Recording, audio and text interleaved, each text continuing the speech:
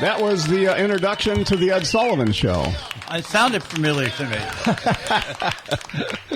Anyway, good morning.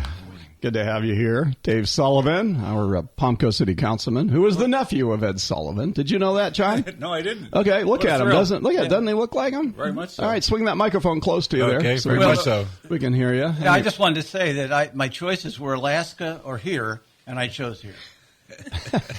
All right. Well, anyway, good to have you here in the studio. We're going to have some fun today and learn a lot about what's going on. Brittany Kershaw also here. She knows everything happening in the City Hall at Palm Coast.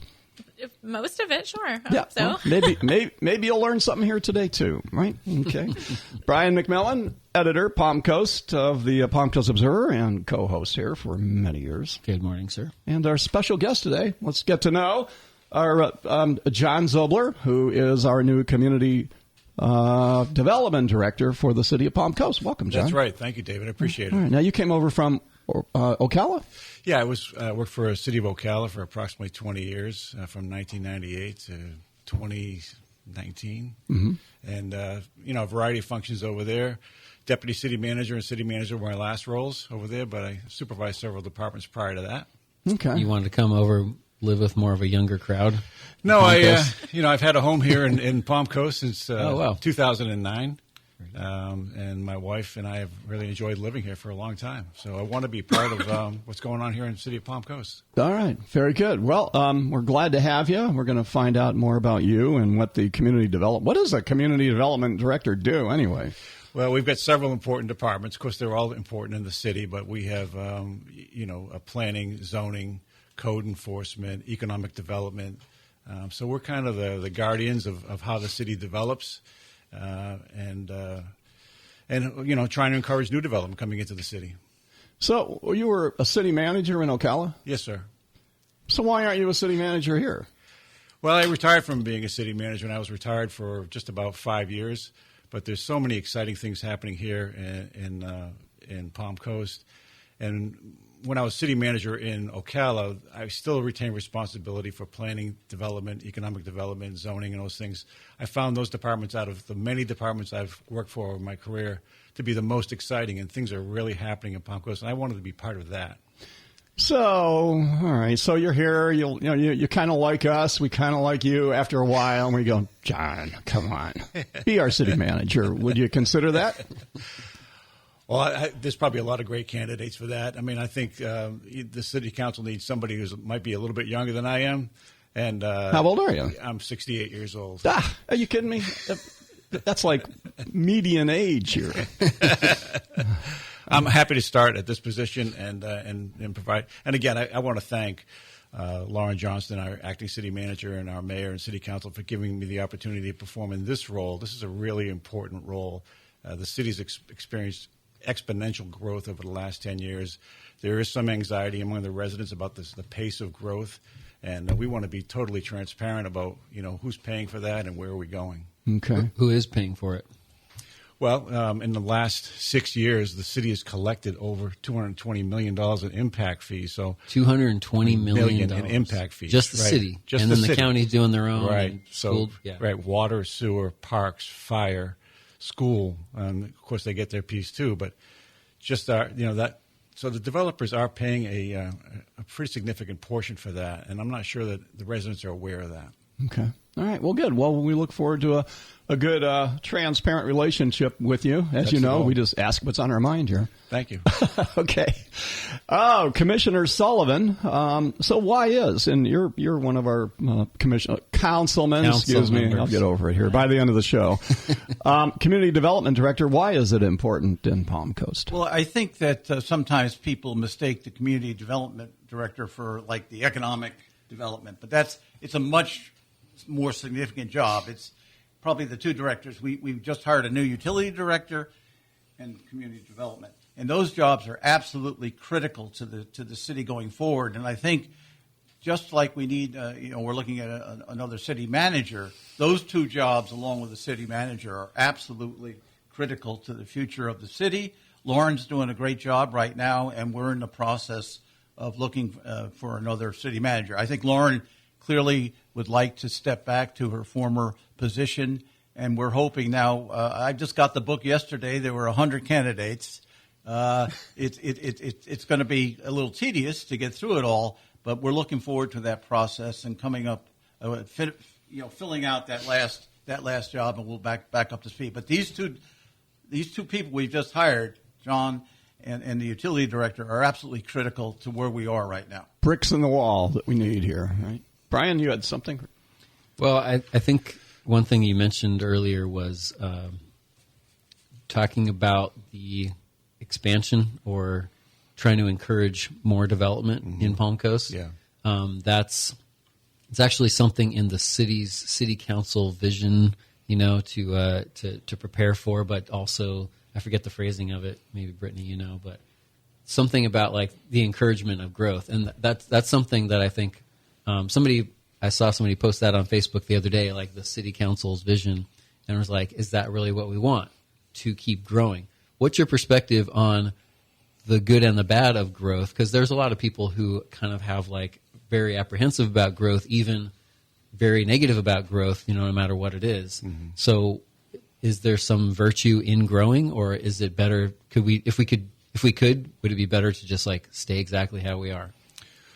Well, there's a saying in economic development and community development that cities, by their nature, are either growing or dying, right? There's no in between. There's no stagnant base. So it's important that we grow because that allows us to attract younger people, a diverse workforce, to differentiate our tax base, to attract new business. It's important that, Palm Coast is a fantastic place to live, and any growth that we bring to Palm Coast, we want to only make it better. So yes, we want controlled growth. We want to be transparent about who's paying for growth, but it's much better to grow. As we grow, more people share in the cost of our aging infrastructure. Impact fees help to pay for capacity increases, for all types of improvements. So from my perspective, growth is a very positive thing.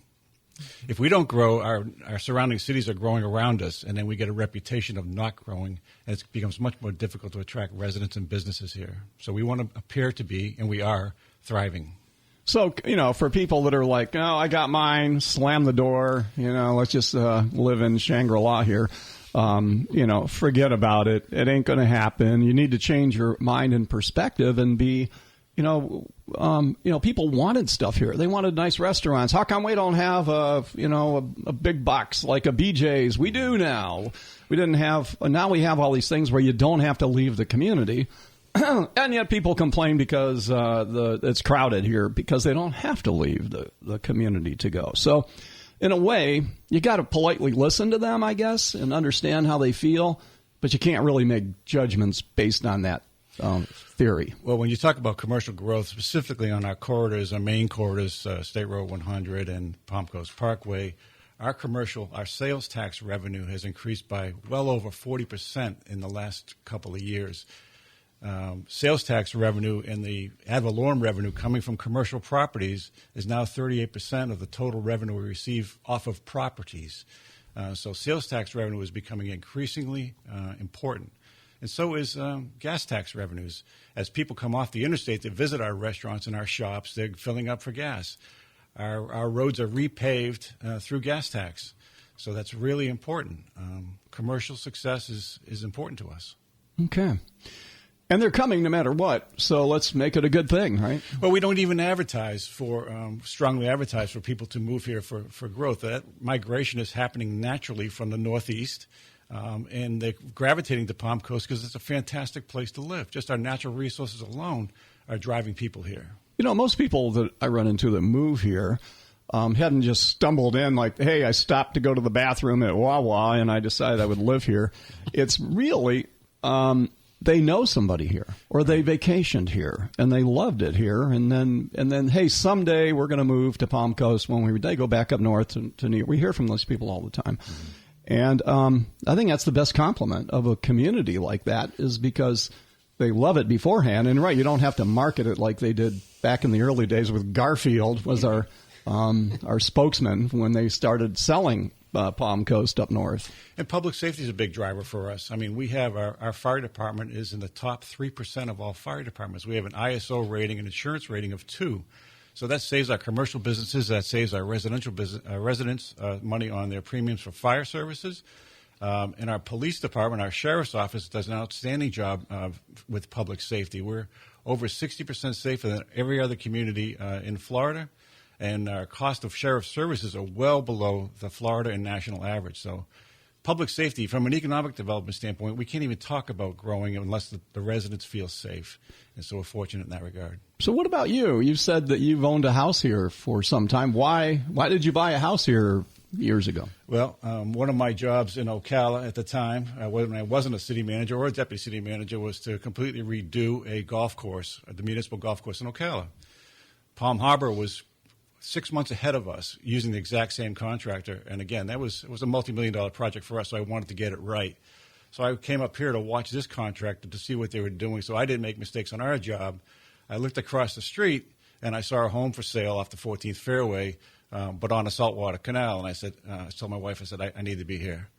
And really? That's how it happened. Well, your wife said we need to be here? No, I told her. I told her we need to be here. This is just too beautiful. I need to be here. So did you buy it at the very end of the housing boom, or right at the beginning of the? I was really, really fortunate. I don't mind saying the numbers, but the previous owner had paid like $450 for it, and I got it for $235. I mean, yay! I really, really lucked out. All right. Yeah. Well, awesome. And then from Ocala, you would just come over here for weekends or something? Or yeah. My wife also had a job that her sales territory was Volusia and St. John's and so on and so forth. So we rented a home in Ocala, and I would commute back and forth, Friday night to Monday morning or Sunday night. So going across State Road 40 year after year. And I'm glad not to be doing that any longer.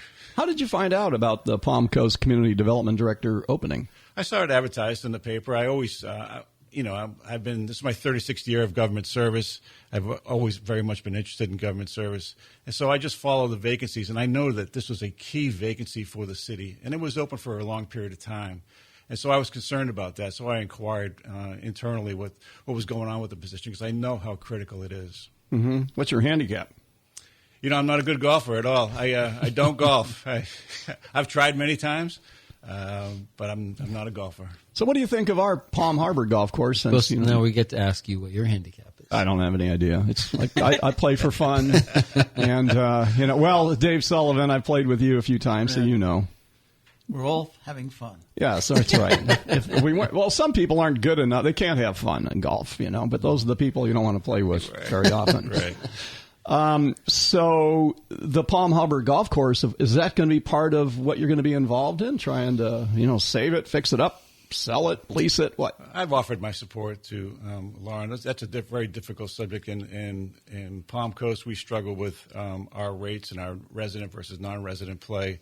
Again, we redeveloped that course at great expense. Golf courses are expensive to operate, but it's a great community service. I'm all about having that municipal course in town. I've also sold through the City of Ocala, we had to get rid of a municipal golf course because it was just too expensive to maintain, and we really didn't need two municipal courses. So the whole golf industry is fairly complicated. It requires a great deal of maintenance. I'm very proud of our golf course. It gets tremendous use here at Palm Harbor. And Loopers is on site and does a great job. So we've got a real gem in the middle of the city.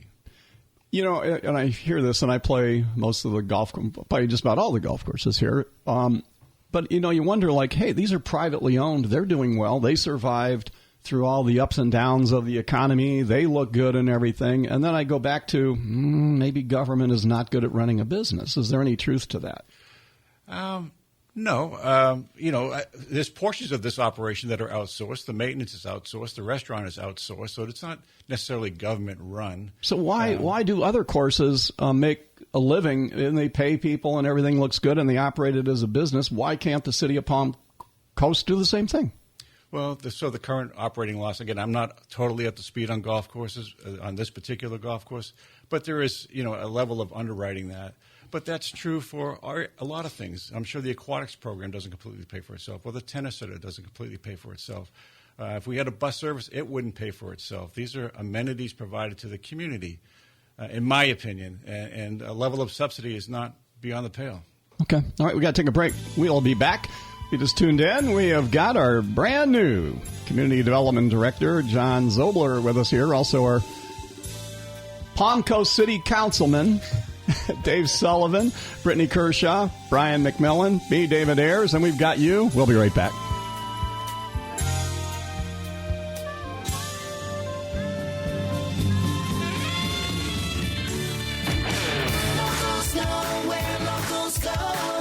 Music, dancing, fantastic food, and great times. You'll love these tunes. Johnny D's Beach Bar and Grill, we're waiting for you. In a world where personal service and people who really care about you can be lost, we want you to know we are different. We love engaging with our clients. That's just how we've been since 2008. Your milestones in life and business are our milestones, and we are with you every step of the way. We can do everything that big banks do, but we add the community banking touch. If you're already one of our clients, thank you. And if not, we would love to be your locally owned community bank. I'm Laura Gilveri. Welcome to Intracoastal Bank, member FDIC.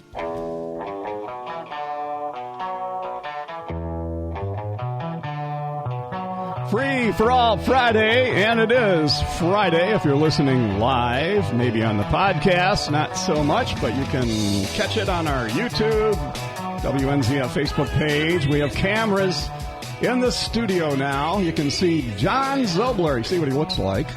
And he's dressed up more than most people to come into a radio studio here. You only get one chance to make a first impression, so. No offense, Councilman. It's nice for me not to have to wear a coat and tie. I've been doing it a long time.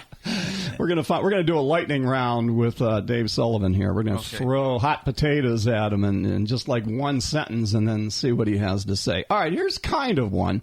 You know, I'm watching the county commission. I'm watching Palm Coast. Animal control is a hot topic right now. Like, where do we go with it? What have we been doing? Does that fall under community development? The animal control? Yes, John? It falls under our code enforcement division. Okay, all right. So let me ask you, Councilman, what's the problem right now? Why is it all up in the air? We're talking millions of dollars, and we're talking about the county, the city, either cooperatively or independently, spending millions of dollars on chasing animals around the county.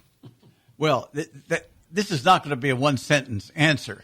Number one, animal control and the Humane Society are two different. One is the building where the animals are kept. Animal control are the people who go out and pick up the animals where they have calls, whether it's 911 or individual calls. And right now, there's been some concern that we have kind of a disjointed system. I think what Palm Coast does with an official animal control system where we have the trucks, we have the people who are properly trained, and they do all of Palm Coast, which is where most of the dogs and cats are.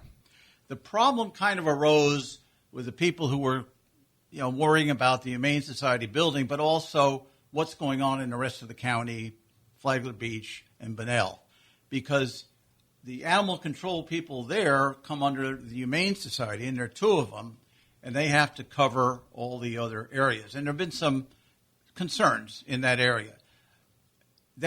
We had a meeting the other night, a joint meeting between, I don't want to go on too long here, but between the county and the city. We were all there. And my position, now this is my position, is it would be nice if we had one animal control organization that handled everything. Because right now we're talking about, say, expanding the Palm Coast City group that already has the trucks and has the experience and is well thought of, by the way. They're well thought of.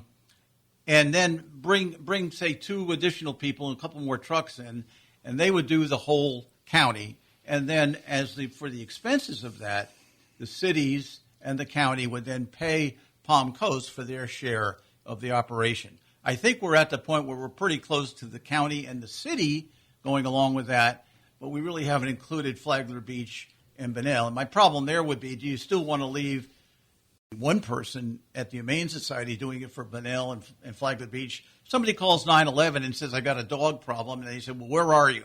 Well, I think I'm in Palm Coast, but maybe I'm in Bunnell.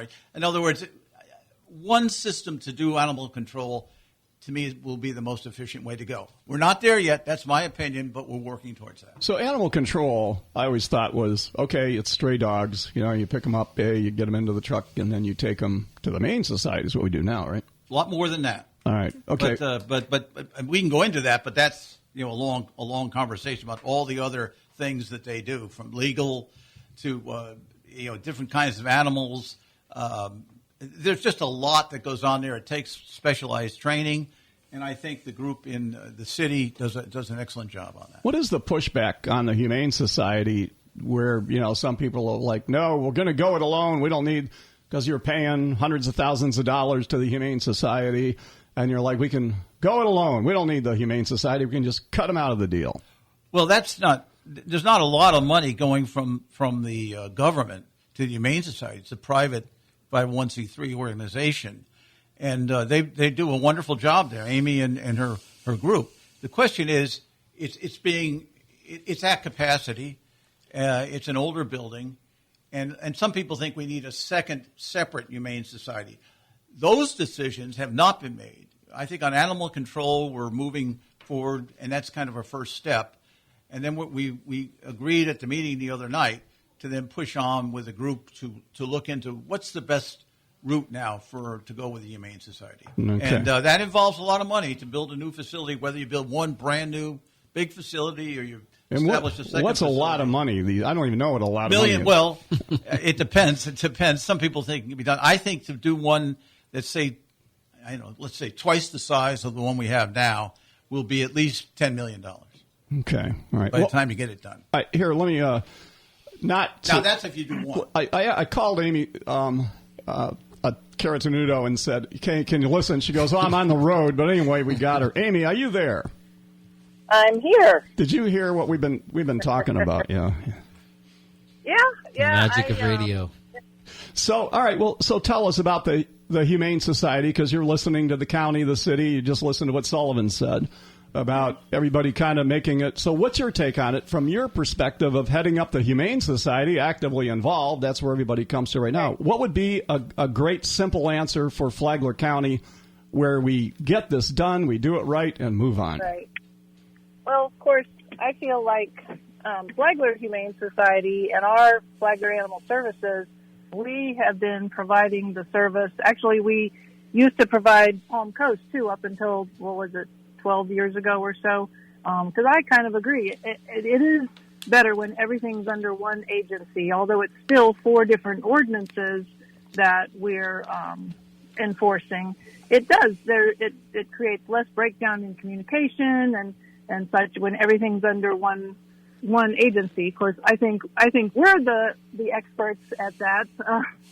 I'm actually the president of Florida Animal Control Association, and we oversee all of Florida, as far as all the, laws and such. And I feel like with Flagler Animal Services, we have more resources, so we can provide a lot more, with a lot less expense for the government. Like a government animal services agency isn't going to have veterinarians on staff.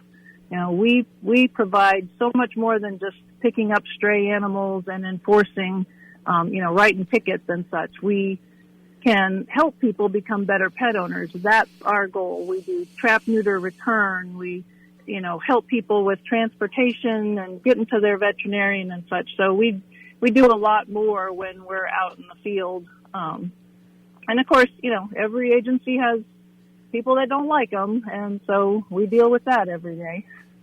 Okay. But all right. Well, yeah.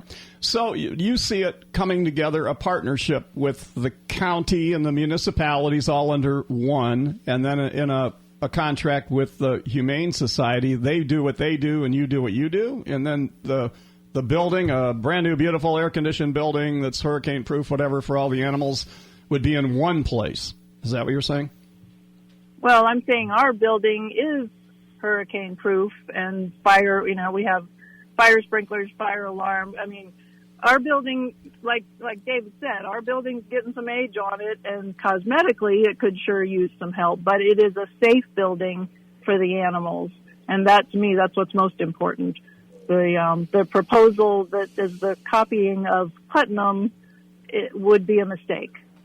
Okay, Brian McMillan. So, first of all, Amy, I've been amazed at your composure in the past several months. I've been at some of these meetings, and there's a lot of very serious and kind of a lot of like getting to the point of like just anger with the Humane Society. There's been a lot of accusations. I still don't entirely know all the, all of the facts behind it all, but the fact that you have kind of like just kept your composure the whole time, I think, is very admirable, and I think that you're one of the great leaders in our community for doing that. Oh, thank you. Thank you. The thing that's interesting in the whole negotiation is I don't really understand like who has the sort of the bargaining power here, or who has sort of the upper hand here, because on one hand you have the city that's kind of like, hey, we may need to redo this. I don't know if we're going to use the Humane Society. We might have to, come up with our own plan, and like, almost like we might have to fire you, Humane Society. Mm-hmm. And meanwhile, and then at the same time, you're telling them, well, we sort of like, I'm paraphrasing, but sort of like, we'd hate to see you go, but we lose money on you guys anyway. So I guess if you have to try to find another solution, we're going to just keep on doing what we do, and good luck to you with building your $10 million building. But otherwise, so I don't really understand, like, does the city and the county, what would they really do without you at the Humane Society? I mean, you can't just go build a $10 million building tomorrow. So I don't know how you handle. Well, it has to be. Remember, the Humane Society is a separate organization, right? And they just get their money from taking in the animals that that's why I tried to separate the animal control issue from the actual building, because it all ends up, the animals all end up for the most part. There are other volunteer organizations that take them in sometimes and all that. But Amy's been doing a great job. But that building was built when Palm Coast probably and the county were less than 50,000 people. We have 130,000 people now and growing. So just by osmosis, we need more room. So the question is, do you try to expand where we are now? But I do think if we could get the animal control done, those animals mostly end up at the Humane Society. But what I'm saying is it's a separate deal, because you have a lot of legal overtones in that, and there are a lot of volunteer organizations in the city that the city keeps track of. So I don't think there are two different things. I think as far as leadership and all that, I think one is animal control, getting a handle on that, make sure we don't have a lot of stray snakes running around either. It's not just dogs and cats. It's other animals too. I think Amy can talk to this, but I think like a week and a half ago or 2 weeks ago, we found one house that had 100 cats they had to take care of, and they all went to the Humane Society. So it's not a small task. I thought they went to the sheriff's department for the jail. Didn't he start a cat program? Well, that's another thought. But I don't want to talk about. What I'm saying is, let's take it one step at a time. I think Amy is doing a great job with what she has, but I do think with growth, like everything else, we need to be thinking, what's the plan for the future? And we've started that process. Those cats are up for adoption, though, right, Amy? Yes. By the way, she has a radio show here. Yesterday, she had two beautiful dogs. She brings dogs and cat. We chase them around the radio station sometimes and that. But give a quick plug, because I know you're the president of the state animal with the Humane. What is it you're the president of again? It's Florida Animal Control Association, doing business as Florida Animal Protection. So, it's a mouthful.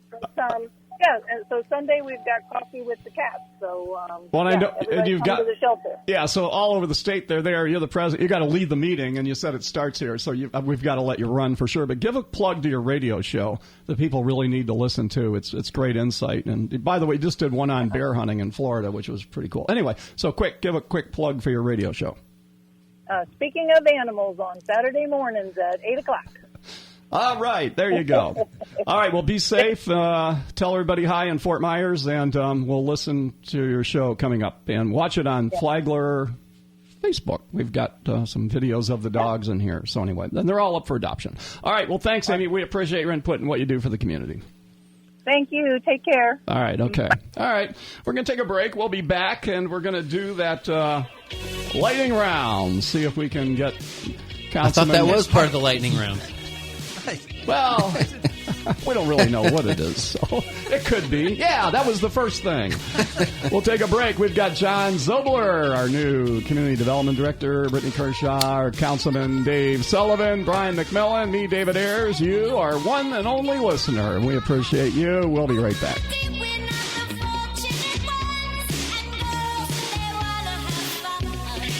One tree service company in this town. All the other tree companies do not want you to call. John Cisco Tree Service. That's me. We beat anybody's prices. Guaranteed. We cut your trees, not your pockets. Call me or text anytime. 386-868-8049. Hi, this is John Phillips. And I'm Kelsey Lombard. We're your hosts of the Chamber Business Report. Every week, we'll meet local successful business people. And we'll discuss important topics impacting you and Flagler County. The Chamber Business Report, brought to you by Smart Technologies.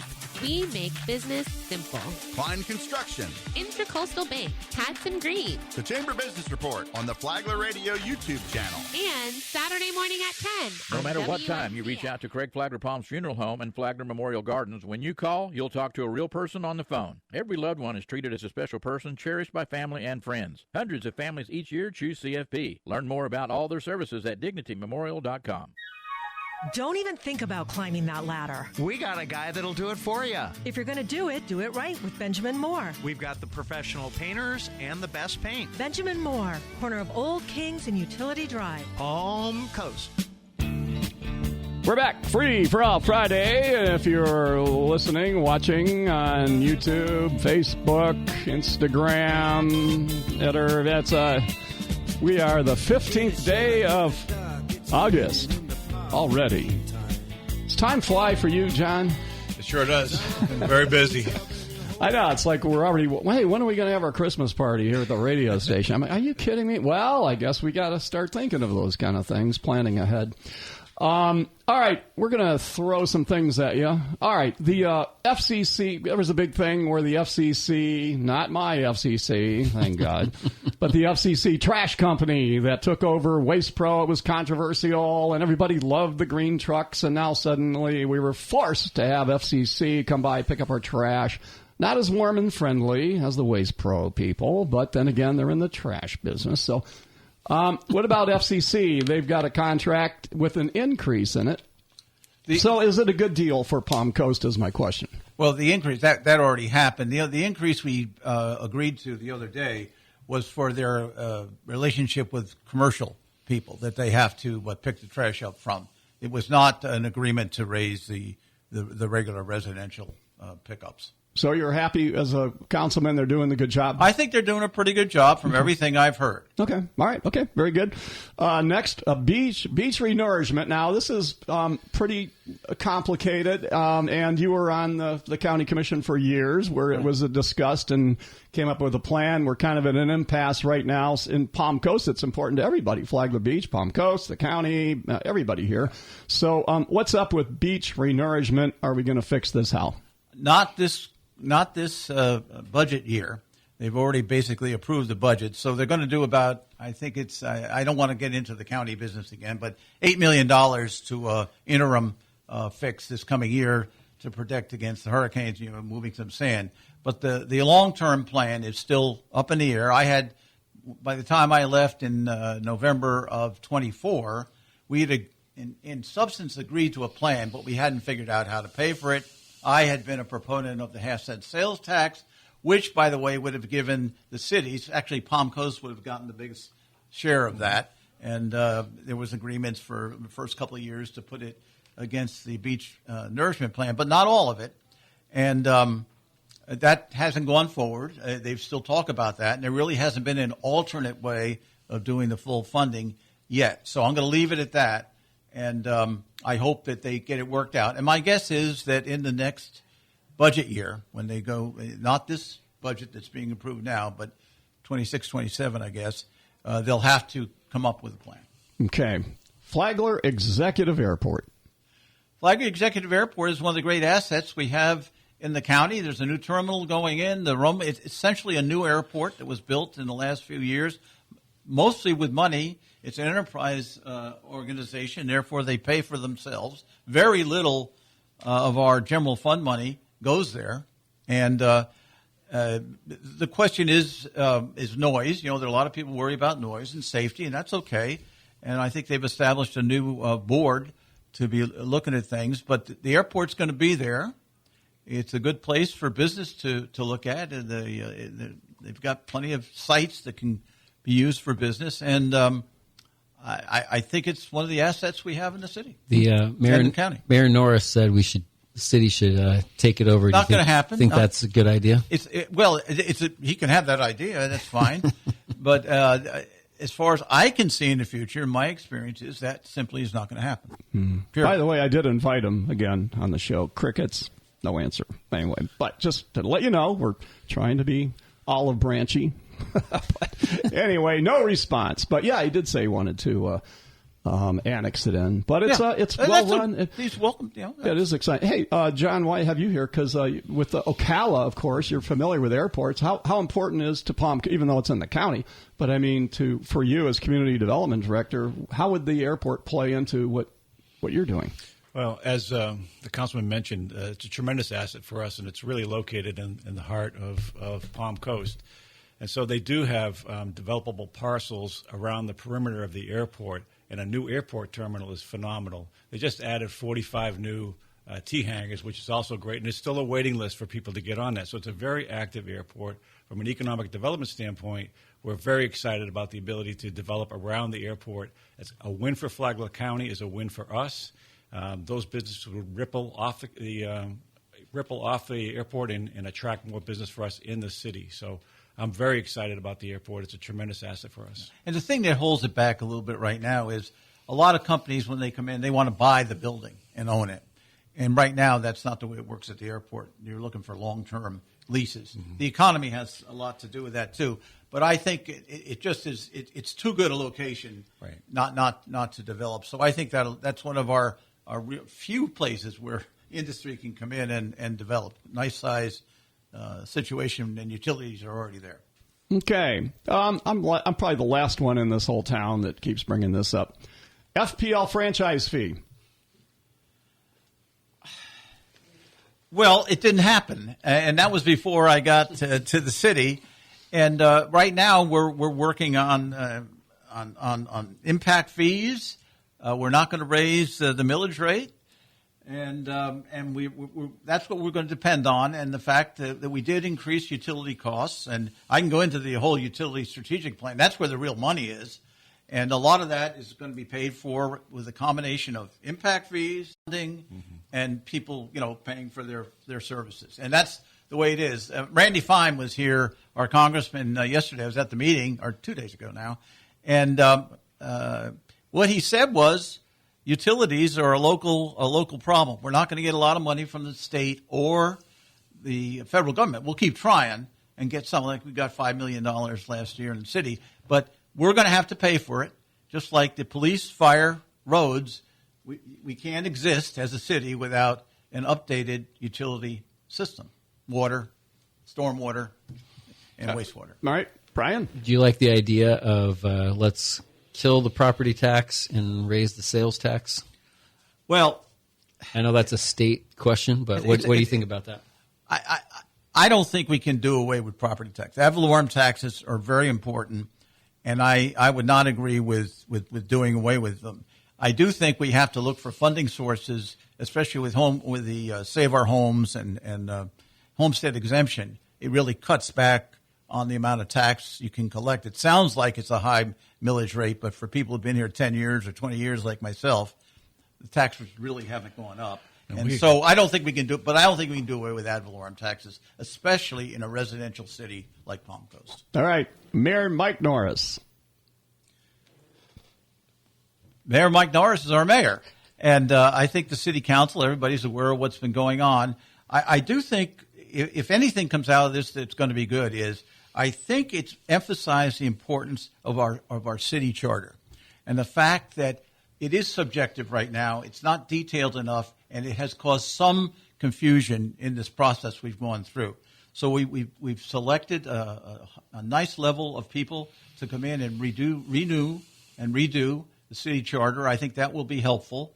I think in the last few meetings we've done pretty well at the city. They've been fairly calm. We've been passing, doing our motions. There hasn't been a lot of controversy among the people on the board. So I know it's a big issue. I like to think that at this point it's improving. Teresa Pontieri, our vice mayor. I love Teresa Pontieri. She's a great person. She's a young person. She's exactly the kind of person we want to bring into government. She's smart. She's a lawyer. She takes her job extremely seriously. She's a young mother, so she faces all those kind of problems, and I think she's doing a great job. And it's been a very difficult situation for her having to stand in for the mayor if the mayor has not been there. Ty Miller, councilman. Again, a relatively younger person who has children, lives in the city, and I think he's doing an excellent job. He loves the University of Florida. I know that. And no, I think he takes his job very seriously and makes good points. Brigadier General Charlie Gambaro. Charlie Gambaro is interesting from the fact he's currently a one-star general in the National Guard. He has a lot of connections. He's serious about his work, very knowledgeable, and a leader. And what about you? Dave Sullivan. I'm still here, which is. I hope everybody understands. And this I'm was still here. It was very. I had retired in November of 24 after 8 years as an elected position. I was on the canvassing board when Ray Stevens was elected. We did a lot of extra voting on that. We had to go through it 3 or 4 times. It came down to 2 votes, and Judge Totten and our SOE and myself, we were on the canvassing board, made that final decision. If we had changed one of those votes, it would have been an exact tie. So I was happy to see Ray get elected. I had no thought of getting back involved. He got sick. He had to leave. And 13 people put their name in, and I got selected. That's kind of ironic, right? I mean, I didn't think about that. Well, I wanted to make that point. That canvassing board connection is pretty great. I think, to me, it's amazing you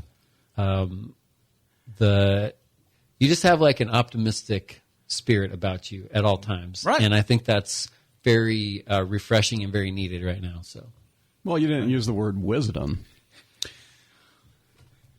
The optimism probably comes from the wisdom, right?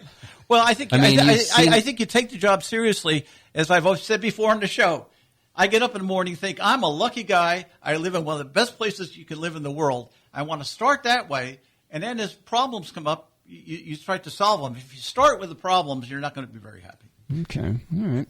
Where do you see 10 years from now, Commissioner Sullivan, like driving down 100, where BJ's is, the interstate, I mean, US 1? What do you see 10 years from now? What's your vision? Like, give us a visual. Paint the picture of what are we going to see that will be starkly different than what we do right now when we drive up and down Belterre, whatever, the main arteries. I don't think it's going to be startlingly different. I think it will have its pluses and its minuses. I hate to be this way. It'll have its pluses and its minuses. I think we'll have more stores. We'll have more people living here. I hope we kind of get a little bit younger in average age. I hope we have businesses that are able to attract young people to stay here. I think our educational system will be good. I do worry about our educational system now, public education versus private education and homeschooling. I think I'm not sure how that's going to look 10 years from now, because that could go either way. And I think it's absolutely critical that we maintain a strong public school system. I think our police force will be good. We're right now building 4 new fire stations. I think we'll have good fire protection. We've got a new sheriff's office. We also put in a new district office in Palm Coast for the sheriff. And so I'm optimistic. If we get the YMCA with a new pool, maybe we can have swimming tournaments here, things like that. So I think Town Center is going to be totally different. I think that'll be very interesting. Places like the Promenade and that kind of thing. So I'm optimistic, but I do think there are some issues that could hurt too. Mm-hmm. the western expansion, Loop Road, what's it going to look like in 10 years once you cross over Matanzas Woods and US 1 and you go into the Wild West? What it's going to look like in 10 years? Well, if you go out Route 1 now, there's quite a bit of development on the west side of Route 1 as you go north already. I think it'll look like that. I think there'll be some new things there from what we hear. I think there'll be some great sports facilities. I think it'll be a great place to live. And I think there's a certain amount of sprawl involved, but I think it'll be very modern. They'll have everything will be underground utilities, things like that. It'll look cleaner and it'll look brand new. No swales? And I don't think no swales. We have a lot of swales that are not going away. No pep tanks. Yeah. Do you think you're a staunch Republican, been involved in Republican politics here for a long time? When you talk about the school, the attitude about schools and public education, we talked to Sam Greco, and the state legislature has taken a real clear direction to say that basically the freedom for parents to choose where their kids go is the mark of success. They're taking advantage of the voucher system, and he said that if more people use the voucher system, and even if, say it went from 99% in public schools and it dropped dramatically to 80 or 70%, and people are using the vouchers, then that would be a successful venture because people are choosing for their kids' education what they think is best. Do you agree with that, or do you feel like there needs to be other kinds of oversight or something else to make that a success? Well, in general, I think we have the voucher system and homeschooling makes sense to a degree. But public school education in the United States is still absolutely critical. And as long as the schools do a good job, the students will go there. The public schools do a good job. I think that the schools will go there. Not every family is equipped to actually educate their children at home. The voucher thing, I think the money is going to be ultimately the biggest problem here, because if you take $8,000 per child per year, at least almost $9, and I don't know how long we can keep that up and maintain a solid public school system. So I said before, I'm not on the school board, but I do view that as probably one of the critical areas for the county and the state in the future. I think we need to maintain a strong public school system. I also agree that private schools, in New York for a long time, I'm a product of Catholic parochial schools, but in New York, a lot of the problem they have with the schools is that Catholic education system went away, and they had to, all of a sudden they had to handle everything, and they're still trying to recoup from that. So I think there are good arguments on each side, but I don't ever think it should be over, even 25% of the population. I think there's a number there where it starts falling apart. Have you ever thought about running for school board? No. Well, maybe that no means no, I won't, or no, I haven't thought about it yet. Do we have don't some towns have dog catcher as an elected position? Is it, John? Is that? I'm not familiar with that, but I think historically that might have been true. I think that was animal control. Oh, okay. All right. Hey, we're almost out of time, but Brittany very politely sitting here. We always love having you here anyway. So give us a quick update on some stuff happening in the city of Palm Coast that our listeners can do, get involved in. Give us some fun, good news. Okay, sure. So one fun thing that you guys can do next week on Thursday, the 21st, from 5 to 6, is come over to the community center. We're going to have our town hall with Councilmember Sullivan. And so he'll have some good updates and do some Q&A with our residents. That town hall series has been really great. While we're not, selling out the community center with people, it's a really great opportunity to get to know your council member on a more humanized level. They're your neighbors. They live in our community too. And so it's been a really great success. So that's coming up on Thursday. We have Food Truck Tuesday on Tuesday. So come over and get some great food. That is going to benefit the Matanzas Band. So that's our beneficiary this month. And then our concert series is the following week if you want to come out to the stage in Town Center and hear some great music. So, yeah, we've got all kinds of fun stuff. And we're about to go into fall event season, so it's going to be very busy and lots of exciting things to do. All right. That's cool stuff to do. All right. Well, hey, we got to kind of wrap it up here. But John Zobler, thank you for being our special guest today. Thank you for the opportunity. I really appreciate it. Okay. We'll be talking again a lot and having you back on and getting some of the insights. And so is your wife and family living here now? Or Absolutely. Are you totally pulled out of Ocala? Yes, I am. Except my daughter and her husband and my grandchildren still live there. But yeah, we're permanently relocated over here. All right. Okay, great. Happy to be here. Well, good to have you. Thank you. Commissioner, I thought I'd get through it without saying, Councilman Dave Sullivan. Yeah, just to finish up, a couple of things coming up. It's legislative priorities again. And we had Representative Greco and Senator Leak out at Hammock Dunes for an update on what was going on. I thought it was very insightful. Less money available in the coming years, but they did emphasize water programs are where their emphasis is. But we have, starting next Tuesday, we'll be talking about what our priorities are for next year. I have a list, but I'm not going to go into that right now. Okay. All right. We'll get that on.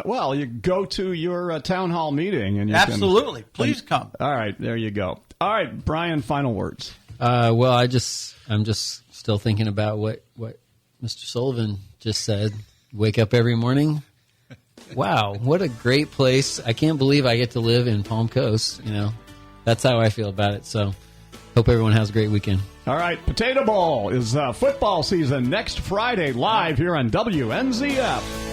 Kids screaming, phone ringing, dog barking at the mailman.